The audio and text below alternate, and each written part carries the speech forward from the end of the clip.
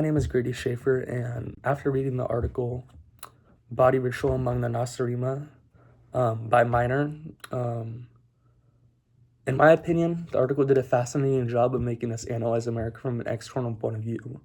I feel like our tendency as Americans is to not really expand our, like, look at other cultures, and we think like our culture is kind of like the only culture, which isn't true because there are many other cultures out there. And reading this article made me realize that there are other cultures out there, and it seems like this article kind of served as like a great reminder that there are other cultures. So it kind of like brought us down to like kind of a reality of like there are other cultures. Um, One thing that fascinated me about the article was the way they characterized doctors and therapists. They explain therapists like to call themselves witch doctors, but they can eliminate evil spirits from the minds of individuals, which seems more appropriate for like a religious leader.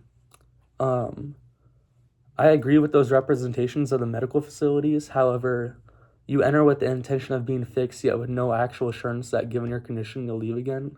Additionally, everything is incredibly costly. However, claiming that moms do not nurse their infants is one of the things that which I am skeptical about, because given that piece was written in the 1950s, it's possible that powerful ladies did that because they had wet nurses and other amenities.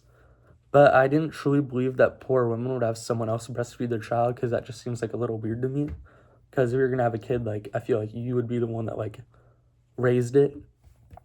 Um, but another thing that, from my perspective about the article, is that it kind of represented Americans and their culture as like insane, and caused us to like appear as like terrible people, and like not terrible people, but like people who are just like unlike it made us seem as people we really aren't and developed to be as a culture.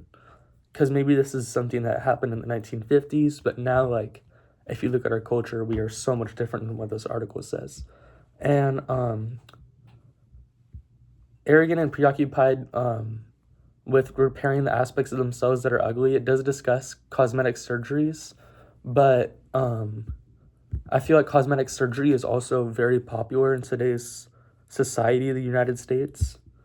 Um, our usage of social media is one communication pattern that the essay does not discuss. This behavior could seem like a conditional craving for approval and connection to an outside observer.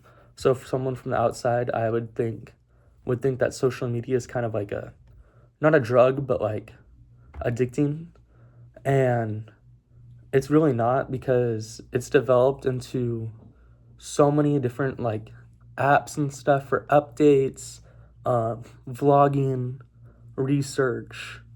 Um, as we regularly update like our lives with images, and then there's also ones like that develop branding, such as like Facebook, Instagram, TikTok, Twitter.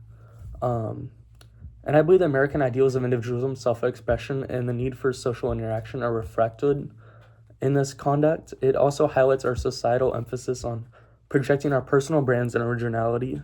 Um, it may also be used to organize celebrity activities, such as promoting new music, concert tours, team schedules, um, tickets for stuff, like special deals that are going on, um, whether it be shopping or buying tickets to a football game, baseball game, like, or like trades that are going down.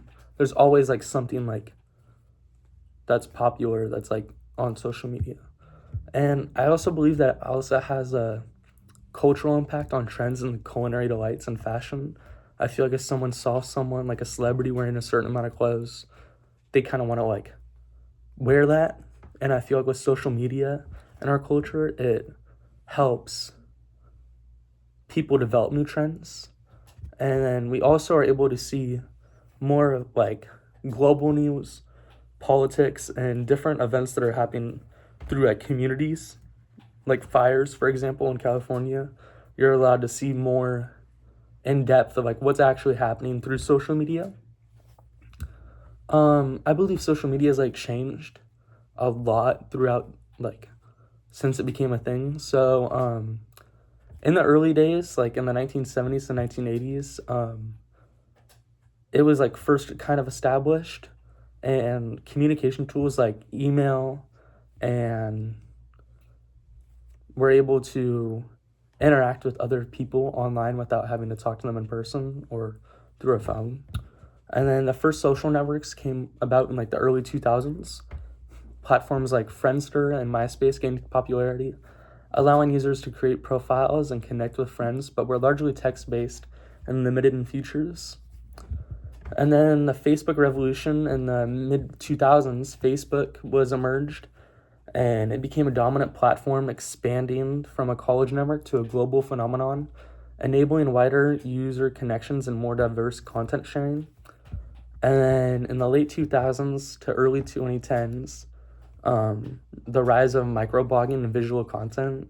So Twitter introduced short form text updates, so you could see like just kind of like what's happening in the world through like just like short messages, not too long. But and then platforms like Instagram and Pinterest focused on sharing images and videos, leading to a more visually driven social media experience for like more like day in the life and like stuff like that. Just like, and then the mobile first area is like present day, and the proliferation of smartphones led to the dominance of mobile optimized platforms like Snapchat and TikTok.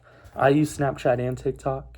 I know TikTok literally almost got banned, but thank God it didn't.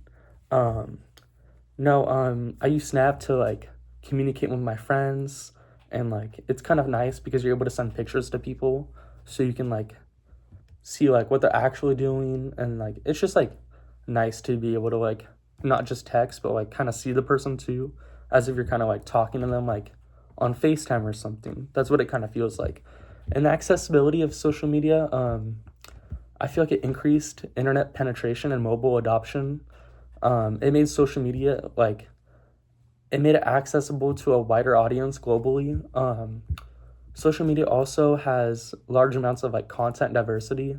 The transition from primarily text-based communication to a blend of text, images, videos, and also live streams like Twitch and um, Instagram Live, YouTube Live, like being able to like actually see the person like live and like what they're doing. Um, Also, like the user-generated content, platforms empowered users to create and share their own content rather than relying solely on established media sources. So you can see like different views of people, like their different perspectives from different like people such as celebrities, rather than just looking at the like media or news, because there's so many different newses that some of them seem like they're fake, but that's just like a whole nother topic. Um, Also like the social like aspect of social media, like the inner the development of like shopping features on their platforms that allow users to purchase products like directly through their feeds, like being able to like click on something, click on their link, and it takes you right to where you can buy it. I also think that's like something that's developed insanely through the American culture. I believe that the overall development of social media has become extremely beneficial to American culture because it has so many positive effects, such as improving users' mental health, providing an outlet for creativity, offering opportunities for professional networking, and creating educational opportunities and social awareness, and building new business opportunities and marketing channels.